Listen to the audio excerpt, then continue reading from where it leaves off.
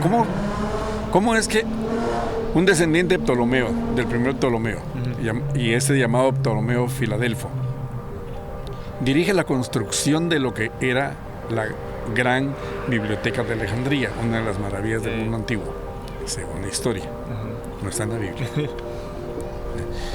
Y Ptolomeo Filadelfo decide reunir todos los escritos antiguos de los pueblos conocidos y solicita que le entreguen los escritos. Los ancianos judíos se dedican a hacer una traducción del arameo antiguo de los escritos que tienen y los traducen al griego para ser colocados en la biblioteca de Alejandría de acuerdo a los requerimientos de Ptolomeo. Y entonces surge lo que nosotros hoy conocemos como la Septuaginta. Escrito por alrededor de 70 personas. De quienes velaron porque todo eso se compilara de manera ordenada, fiel, eran los registros de la historia del pueblo hebreo. Tremendo. Entonces, la misma mente, los de afuera, ¿verdad?, dicen, pues, una mente superior. Pues esa mente superior, a quien nosotros conocemos como el Señor, no solamente hizo que los hombres dejaran registro de su historia, pero también hizo que un hombre gentil, pagano, llamémosle así, y tal vez hasta ofendiéndolo un poco, ¿verdad?, según nuestros conceptos, hijo del diablo. Pero este hombre decide hacer esto, reunir los escritos antiguos, y surge el Antiguo Testamento en griego.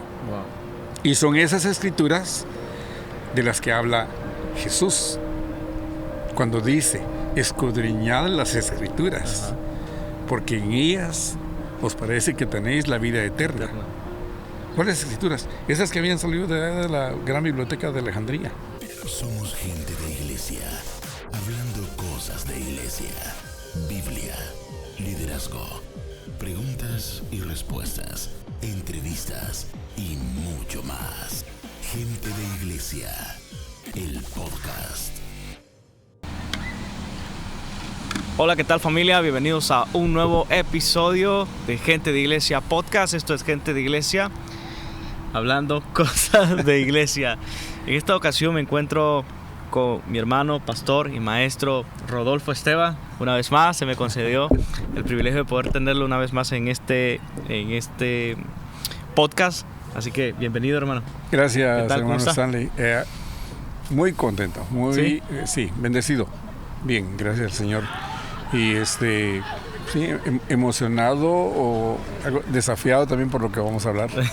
Interesante, la verdad que justamente ayer grabé un episodio donde estuve recordando cosas que tratamos en los últimos dos episodios que hemos grabado juntos, sobre cómo oír la voz de Dios y todo eso. Y dentro del podcast que estaba haciendo, me recordé de eso, ¿verdad? Bueno, de hecho ya me recordaba de antes, pero lo mencioné, pues eso es lo que le quiero dar a entender. La verdad que siempre que me siento con usted a platicar sobre algún tema bíblico, salgo edificado realmente. Bueno. No son podcasts así por así, son enseñanzas que contienen riqueza, que contienen joyas ahí. Que dejan pensando. Sí, la verdad que muy interesante. En este tipo de podcast regularmente yo me quedo escuchando para que usted exponga lo que trae. Pero en este episodio no lo teníamos pensado realmente. Lo hicimos así de un rato para otro, porque me pareció interesante la propuesta que usted tenía, ¿verdad?, de platicar sobre este tema. No sé si usted quiere dar el tema o quiere que yo lo mencione. No, pues menciónelo. Bueno, pues el tema que vamos a platicar en esta ocasión, mis hermanos, es: la Biblia no es lo que parece. Amén. Así que sí, regularmente nosotros como personas solemos tomar la Biblia como un libro más, ¿verdad? Un libro más en la biblioteca, pero realmente la Biblia contiene muchas enseñanzas que trascienden de este plano, ¿no? Trascienden más allá de esta vida y nos dan consejos para cómo conocer realmente a Dios.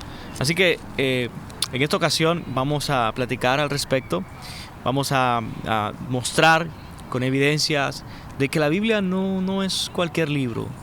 La Biblia contiene consejos y enseñanzas y además contiene el Evangelio, las buenas noticias de salvación. Gracias, hermano Stanley. Le comentaba que hace unas 2 semanas en el entrenamiento periódico que se programa con los maestros de escuela dominical en la iglesia, traté este tema y yo les decía a ellos que este tema debió haber sido tratado desde el principio. Pero claro, estamos aprendiendo y seguimos aprendiendo y tenemos que reconocer qué es lo que necesitamos, porque en relación a la enseñanza de la palabra de Dios en la iglesia, los maestros nos preparamos para una lección y procuramos conocer nuestra lección. Pero hablando de la enseñanza puramente en la iglesia, en la escuela dominical, los maestros de niños y de jóvenes y de adultos, o sea, yo el pastor, y si no soy yo el pastor, pero alguien que va a ocupar ese lugar, necesitamos recordar que realmente estudiar la lección del día no es lo que debemos hacer. Debemos conocer la Biblia, debemos estudiar la Biblia. Exacto. Porque lamentablemente de eso carecemos. Y si no conocemos la Biblia, si no conocemos el mensaje de la Escritura, vamos perdiéndonos poco a poco. Porque ponemos más atención aún a la interpretación que cualquiera puede darle, que al contenido, que a la mera fuente. Wow. Y entonces, en el libro de Nehemías dice la Escritura que Esdras estaba delante del pueblo.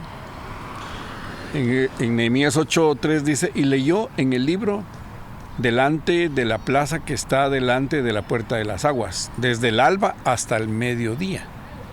Wow. Oiga, no estuvieron cantando coros de relleno.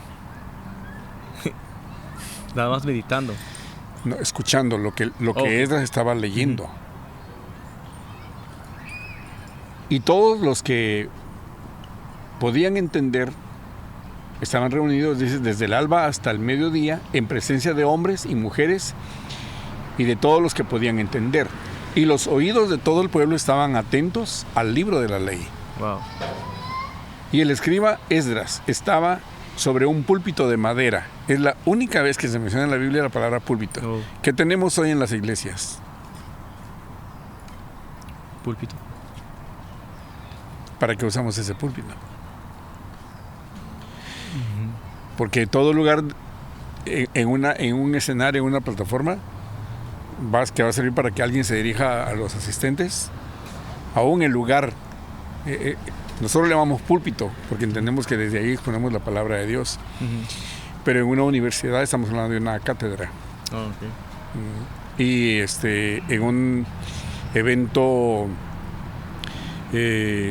cívico estamos hablando del podio, estamos hablando también. Pero en la iglesia tenemos un púlpito. Y eso entonces nos recuerda que debemos leer la palabra de Dios. Ahora bien, dice, y el escriba Esdras estaba sobre un púlpito de madera que habían hecho para ello. Y junto a él estaban Matatías, Semanías, Urías, Hilcías y Maasías a su mano derecha. En el versículo 5 dice, abrió pues Esdras el libro a ojos de todo el pueblo, porque estaba más alto que todo el pueblo. Y cuando lo abrió, todo el pueblo estuvo atento. La Escritura dice que cuando escucharon la lectura de la ley, todo el pueblo lloraba. Tremendo. Estaban oyendo, estaban escuchando que habían dejado de hacer todo lo que la ley enseñaba. Y como son todos los que estaban regresando del cautiverio, tienen que haber estado llorando porque entonces entendieron cuál era la causa por la que el pueblo había ido a cautiverio. Entonces, en algún momento el pueblo también tomó la ley como algo que no tenía mayor importancia. Y en nosotros, creo, en la iglesia necesitamos volver a darle el valor que la Escritura tiene. Sí. Y darnos cuenta que la Biblia no es un libro cualquiera, no es lo que parece, sino que no he encontrado una sola expresión o una palabra que reúna todo lo que la Biblia es. Porque sí, hablamos de que pues es el mensaje de Dios para los hombres. Sí. Hablamos de que es nuestro manual de fe y conducta. Yeah. Pero ¿realmente afecta nuestra fe? ¿Afecta nuestra conducta? Es el libro que, como usted mencionó hace un momento, nos da consejos, etcétera. Pero eso es más que eso. Es más, mucho más, exacto. Es más que eso, y leyendo la misma Escritura, la misma Biblia, podemos encontrar que la Biblia le ha sido dado a los hombres. Nos ha sido dado. Le fue dado a toda la humanidad. Para mostrarle a la humanidad quién es Cristo. Desde el libro de Génesis hasta el libro de Apocalipsis nos encontramos a Dios hablando con el hombre. Y precisamente desde el libro de Génesis hasta el libro de Apocalipsis nos encontramos al hombre dándole la espalda a Dios. Y Dios sigue hablando. Si nos damos cuenta, desde el principio, aún desde que el hombre existiera, Dios estaba hablando. Y dijo Dios, sea la luz, habló. Y hay por lo menos 11 expresiones acerca de que Dios habló. En la carta a los Hebreos dice que por la fe entendemos que todo lo que existe fue creado por la palabra de Dios. Entonces, me traje esta Biblia porque tengo aquí todos mis apuntes. Que nos ayudan. Sí. Hay por lo menos 13 expresiones solo en el capítulo 1 de Génesis que dice, y dijo Dios. Y hay por lo menos 11 expresiones que dice, y fue así. O sea, lo que Dios dijo, así fue. Entonces, crea al hombre y Dios le está hablando. Wow. Y las primeras palabras de Dios para el hombre son palabras de bendición. Entonces, en eso entendemos que Dios lo único que quiere es bendecir al hombre. El hombre agarra otro camino. Pero aun cuando el hombre agarra otro camino, Dios continúa con su propósito. Ahora, en este mensaje encontramos definitivamente tenemos que centrarnos en que el mensaje de toda la Biblia es acerca de Cristo. ¿Quién es Cristo? ¿Por qué Cristo? Pues entendemos que es el nombre que es sobre todo nombre. Exacto. Entonces debemos darle el valor a la Escritura, el valor que realmente debe tener para nosotros los creyentes. No estoy hablando de nosotros los predicadores. Estoy hablando de nosotros como creyentes. Como miembros de una congregación. Sí. ¿Qué valor le damos? La Biblia no es lo que parece, no es un libro. Está bien que vendan cajitas así de promesas. Pero la Biblia no es solamente de promesas. No se trata nada más de eso. No se trata de eso. Hay algo que es más allá y es acerca de Cristo. Entonces, cuando vamos a ver por qué la Biblia no es lo que parece, nos vamos a asombrar mucho más todavía. Porque estamos hablando de 39 escritos en el Antiguo Testamento. Estamos hablando de 27 escritos en el Nuevo Testamento. ¿Quién pudo haber tenido la mentalidad para para que el mensaje acerca de Dios, acerca de Cristo, no tenga ninguna contradicción. Justamente eso le iba a decir. O sea, cómo... y está escrito, o sea, la Biblia se escribió por alrededor de 1500 años. Sí. Hubieron, o sea, algunos no se conocieron. No. Obviamente, no se conocieron. Y cómo toda la Biblia, cada libro, versículo y versículo se correlacionan entre sí. Eso es bastante interesante, hermano.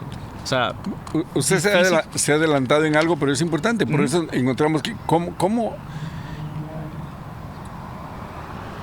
qué tan maravillosa. Es una maravilla. Exacto. Escuche, hay alrededor de 63.779 referencias cruzadas Imagínese. en la Biblia. Wow. Mire el diagrama.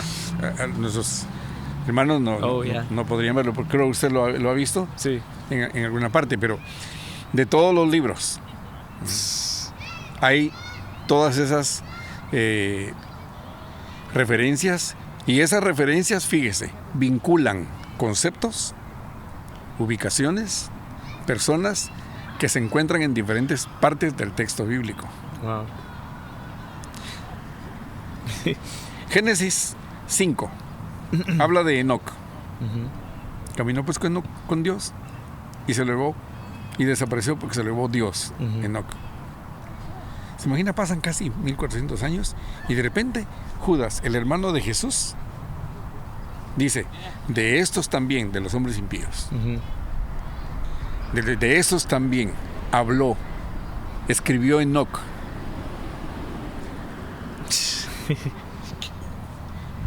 El hermano de Jesús, Judas, está haciendo referencias de un hombre que había existido hace unos 1400 años, 1500 años antes. Tremendo.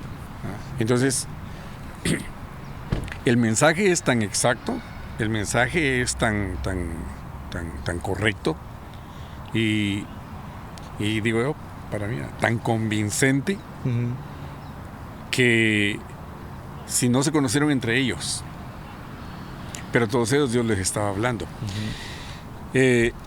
Solo en el Antiguo Testamento es parte de las maravillas, ¿verdad? Solamente en el Antiguo Testamento hay alrededor de 3.800 veces que encontramos la expresión habló Jehová, así ha dicho Jehová, me dijo Jehová, palabra de Jehová que vino a. Dios constantemente hablando al ser humano. En apenas 39 escritos hay alrededor de 3.800 veces que Dios está diciendo que está hablando. Pero agreguémosle otro elemento más. Moisés escribe en el desierto, camino a la tierra prometida. Antes de entrar a la tierra prometida, Moisés está recopilando lo que Dios le está revelando y que tiene que ver con la creación. Moisés recopila en mucho el recorrido del pueblo saliendo de Egipto para la tierra prometida, y termina el Pentateuco. Bueno, entran a la tierra prometida y el relato va mostrándonos cómo Dios va desarrollando sus planes. Y cómo Dios cumple lo que promete. Dios le dice a Abraham que su descendencia irá a Egipto y que serán oprimidos por alrededor de 400 años. Y después de eso, Él los va a sacar a libertad. Y le dice, y los va a sacar con mucha riqueza. Le dice a Abraham. Hay un dato bien interesante que acabamos de compartirlo en la iglesia. Abraham le cree a Dios. Y Abraham comienza a ver cómo Dios cumple su promesa. Con el momento, claro, se va aprendiendo, ¿verdad? Prueba, error, prueba. Pero Abraham va aprendiendo, va desarrollando su fe. En el escrito A mí me llama la atención cómo Moisés anota cuántos años tenía Abraham cuando salió de Ur de los Caldeos. Anota cuántos años tenía Abraham cuando nace Esaú. Isaac. Sí, no, Ismael. Tiene el cuidado de anotar cuántos años tenía cuando nace Ismael. 86. Wow. Es decir, 75 cuando salió de los caldeos y Dios le ha prometido un hijo, pero pasan 9 años y Sara se desespera y toda la trama. A los 86 nace Ismael, pero no es el hijo que Dios le ha prometido. Pasa un buen tiempo y entonces nace Isaac. Abraham tiene 100 años, ya está escrito. Pero luego dice que Isaac creció y a los 40 años es que se une a Rebeca. Entonces Abraham tiene 140 años cuando Isaac se casa. Ahí está escrito que Isaac y Rebeca pasan 20 años sin hijos. A los 20 años es que nacen Jacob y Esaú. Entonces, pero luego dice la Biblia que si tenía 60 años Isaac, cuando nacen sus 2 hijos, Abraham tiene 160. Pero también aparece el dato de que Abraham murió a los 175 años. Eso significa que Abraham pudo darse cuenta que Dios cumple sus promesas, porque nace Isaac y pudo conocer a Jacob y a Esaú. Todavía los vio llegar a por lo menos 15 años de edad. Tremendo, esos detallitos están bien interesantes para Entonces, entender. Moisés escribe acerca de todo esto. Recordémonos que la forma como pasaba el conocimiento de generación en generación era de manera oral. Y tenían que ser exactos con eso. Entonces en eso Dios tiene el cuidado de ir mostrando, de ir guardando el récord, de manera que Moisés lo registra. Sí. Bueno, y exactamente Jacob va para la tierra de Egipto y de ahí de Egipto sale todo el pueblo para la tierra prometida. Dios se lo había dicho a Abraham. Bueno, cuando van a la tierra prometida comienza la conquista de toda la tierra y Josué al frente de toda esa tarea. Narra todo el desorden en la vida de los jueces y entran ya en la escena los reyes, etcétera. Se va desarrollando todo esto y van quedando los escritos sueltos. A lo que quiero llegar es que Daniel escribe en Babilonia. Esdras escribe cuando regresan de Babilonia. Nehemías también está escribiendo cuando están regresando de Babilonia. Escritos diferentes en diferentes partes, pero el pueblo judío tiene su identidad de quiénes son ellos, entonces ellos tienen sus escritos. ¿Cómo es posible que por lo menos unos 200 años antes de Cristo, alrededor de 200 años antes de Cristo, Ptolomeo Filadelfo, descendiente de Ptolomeo, uno de los generales que toma el control de la región de Egipto cuando muere Alejandro el Grande, del que la historia da testimonio? No estamos hablando de la Biblia. Estamos hablando de cómo Alejandro el Grande conquista, avanza, y cuando él muere no tiene descendencia. Y se reparte. El imperio griego se reparte y Ptolomeo toma el control de la parte de Egipto, la parte que conocemos como Palestina. ¿Cómo es que un descendiente de Ptolomeo, del primer Ptolomeo, y ese llamado Ptolomeo Filadelfo, dirige la construcción de lo que era la gran biblioteca de Alejandría, una de las maravillas del mundo antiguo, según la historia? No está en la Biblia. Y Ptolomeo Filadelfo decide reunir todos los escritos antiguos de los pueblos conocidos y solicita que le entreguen los escritos. Para ese momento el idioma griego es el idioma que se habla en el imperio y en los pedazos como se queda al final. Era como el idioma inglés de hoy en día, ¿no? Sí, como el oficial. Entonces, los ancianos judíos se dedican a hacer una traducción del arameo antiguo, de los escritos que tienen, y los traducen al griego para ser colocados en la Biblioteca de Alejandría de acuerdo a los requerimientos de Ptolomeo. Y entonces surge lo que nosotros hoy conocemos como la Septuaginta. Escrito por alrededor de 70 personas. De quienes velaron porque todo eso se compilara de manera ordenada, fiel. Eran los registros de la historia del pueblo hebreo. Tremendo. Entonces, la misma mente, los de afuera, ¿verdad?, dicen, pues, una mente superior.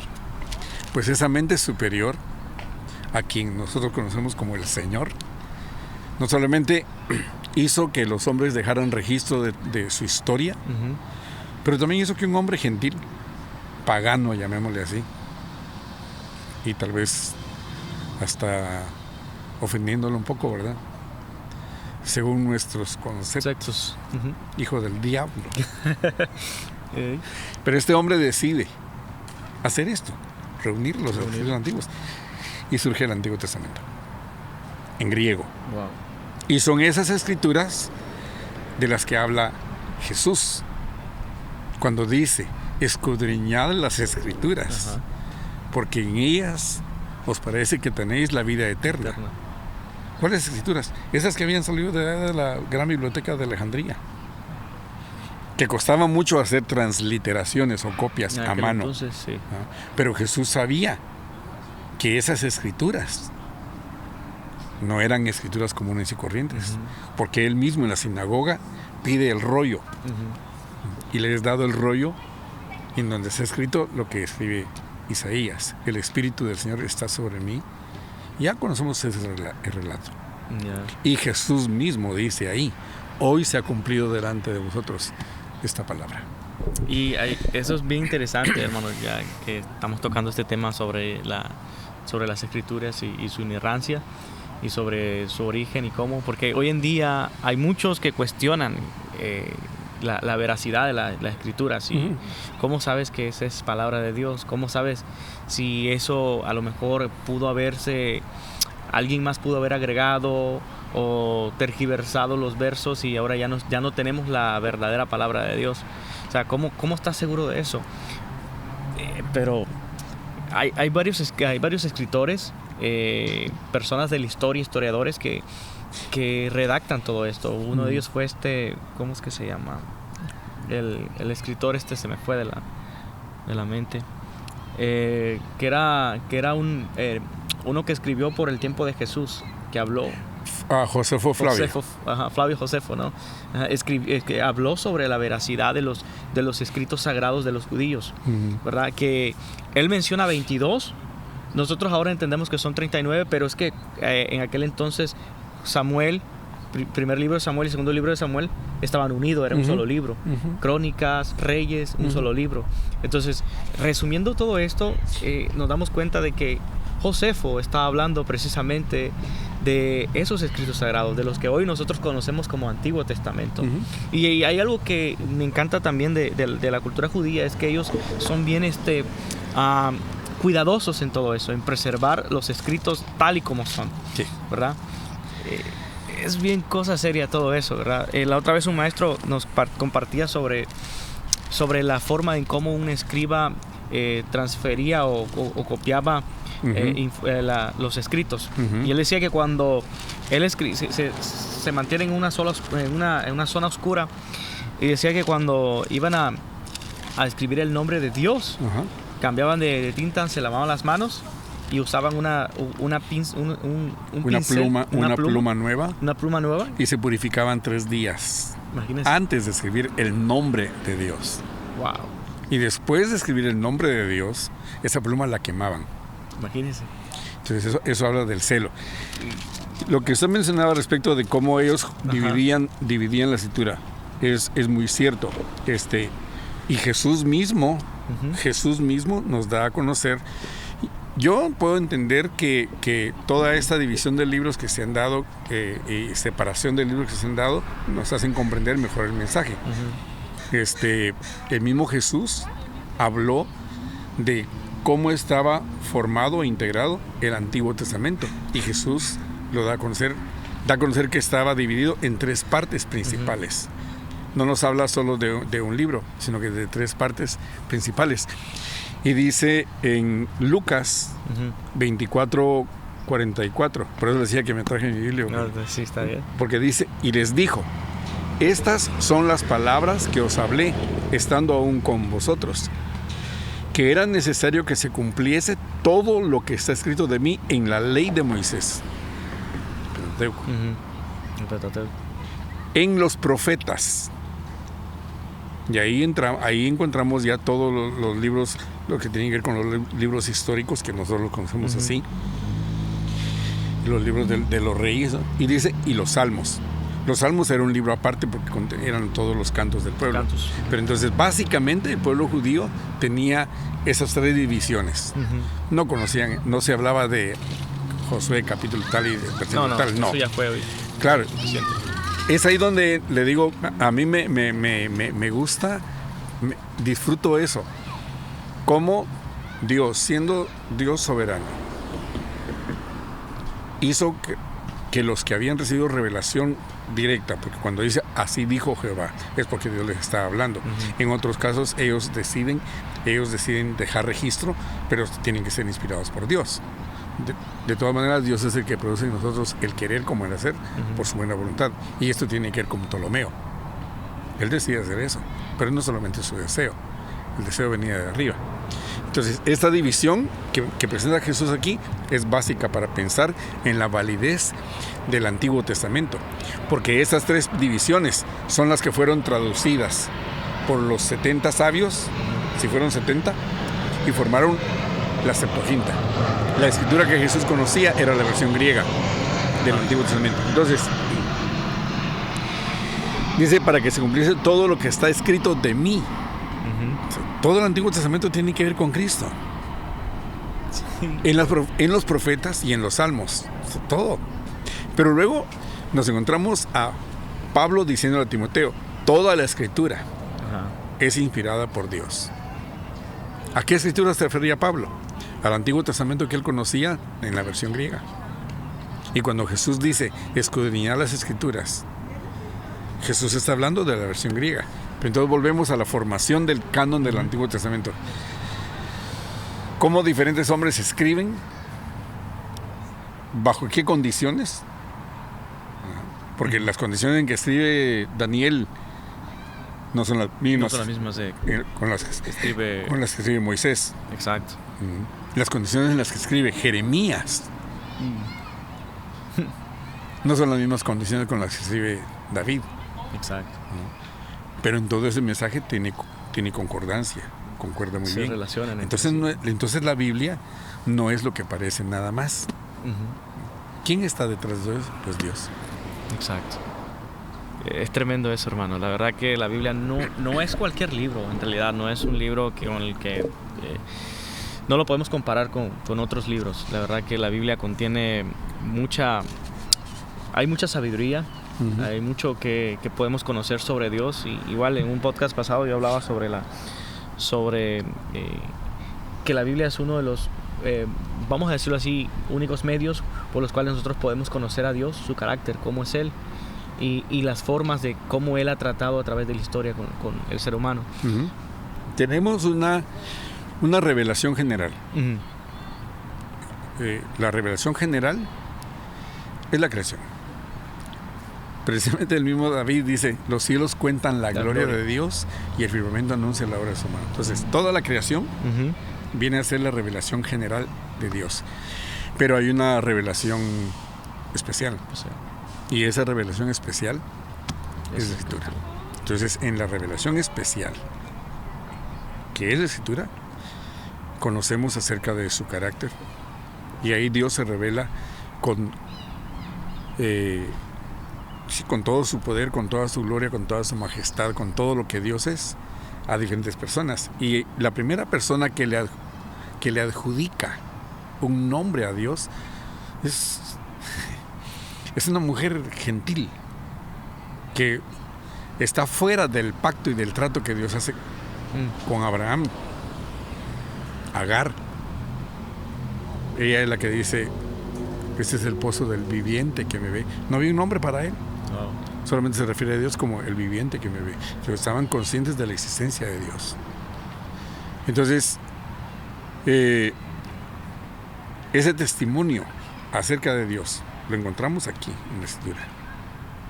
Sí, aparentemente es historia. No, pero veamos qué es lo que Dios hace en todo ese transcurso, en ese mover.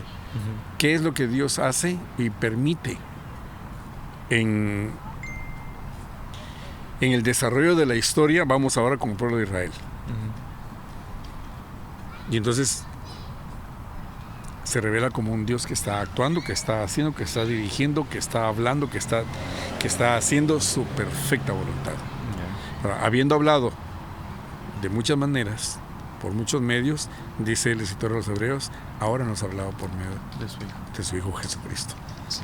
No, interesante, pastor. La verdad que yo creo que ya se terminó por ahí.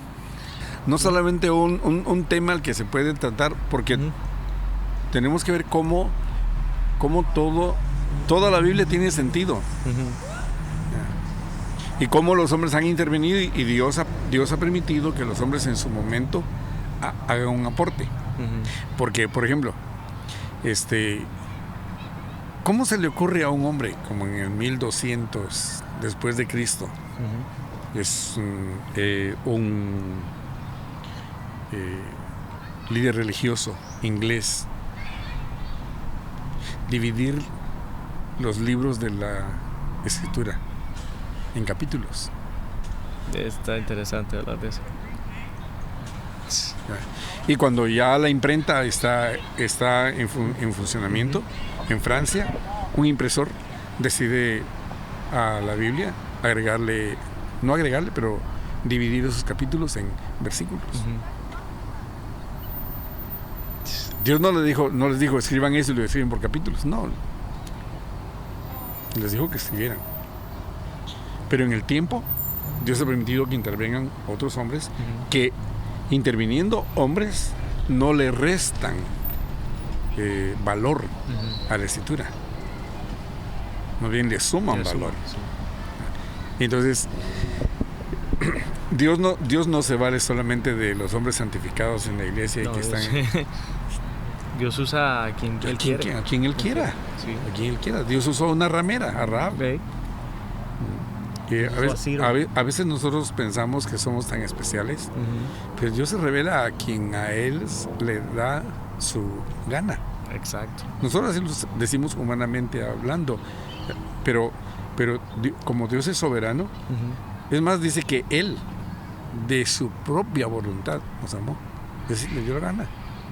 Entonces, como Dios es soberano, Dios pone pensamientos y Dios hace que los hombres hagan lo que Él quiere. Esto de los capítulos a mí me no sé, si gusta, hagamos algo sobre la Escritura, ¿no? Sobre cómo la inerrancia de las Escrituras a lo largo de podemos citar la historia sobre la historia de la iglesia, cómo surgió el canon del Nuevo Testamento. No sé si gustaría que habláramos de eso. Creo que ahí también podríamos abarcar algo ¿Del Nuevo Testamento? Del Nuevo Testamento. Sí, la formación del canon, porque también eso es bien interesante. También escritos sueltos que están por allá y montonón. Sí, hay muchísimos. Pero fíjese que lo mismo que pasa con el Nuevo Testamento pasó con el Antiguo. Porque en la misma Biblia, se habla de libros que no están en la Biblia. Por ejemplo, en Éxodo 24:7 se habla del libro de la alianza. ¿Cuál sería ese? En Números 21:14 se habla del libro de las batallas de Jehová. En Josué se habla del libro de Jacer. En el primer libro de Reyes 11:41 se habla del libro de los Hechos de Salomón. Sí, hay varios. En la misma Biblia nos da a conocer que hay otros libros. Pero entonces, ¿por qué esos otros libros no fueron incluidos? ¿Por qué? los que hicieron la compilación consideraron que no tenían el valor que ellos consideraron necesario como para incluirlos entre los libros que tenían que ser guardados. Tremendo. Entonces, ¿quién los dirigió? Tiene que haber sido el Espíritu de Dios.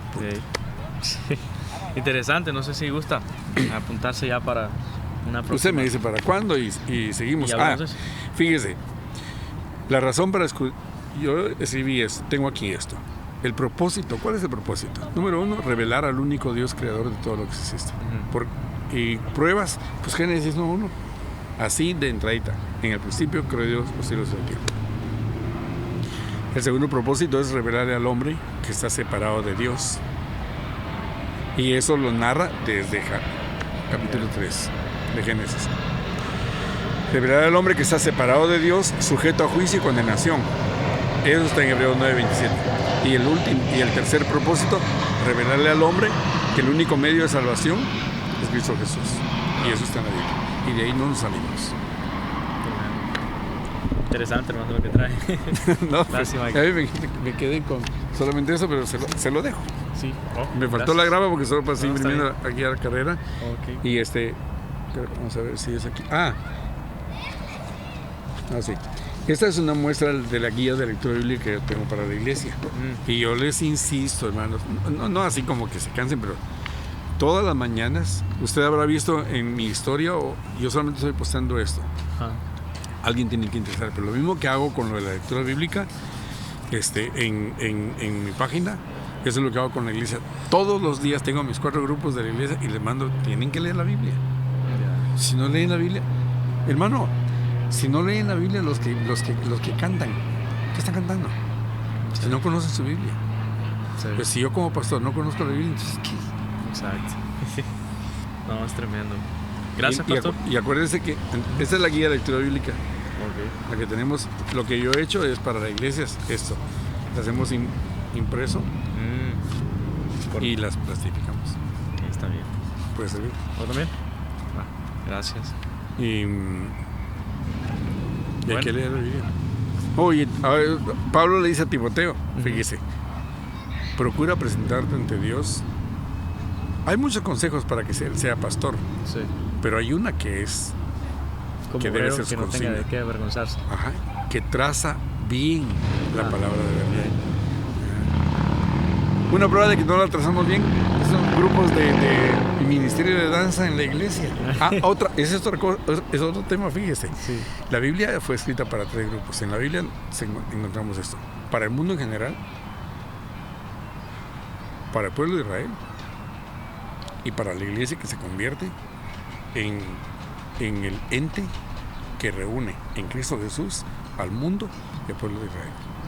Entonces en el mensaje tenemos que distinguir cuál es la diferencia, qué parte del mensaje de la Biblia es para el mundo, qué parte del mensaje de la Biblia es para el pueblo de Israel y qué parte del mensaje de la Biblia es para la iglesia.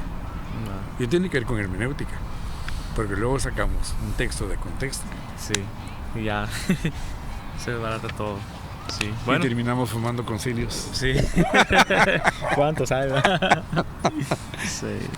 Que Dios nos ayude. Se fue el tiempo. Sí. ¿Cuánto dijo tiempo? Pero dijo que era media hora. 30 minutos, sí, graba. Todavía no he conseguido todavía la memoria, pero ya. Bueno, esto es todo, gente. Sé que no nos ven, pero sí nos escuchan. Así que, bueno, nos vemos en un próximo episodio y ya... O sea que no hubo ni chance de despedirse. Sí, no, pero igual. Ahí estamos, hermano. Gracias. No, para servir, hermano. Me bendiga. Hey.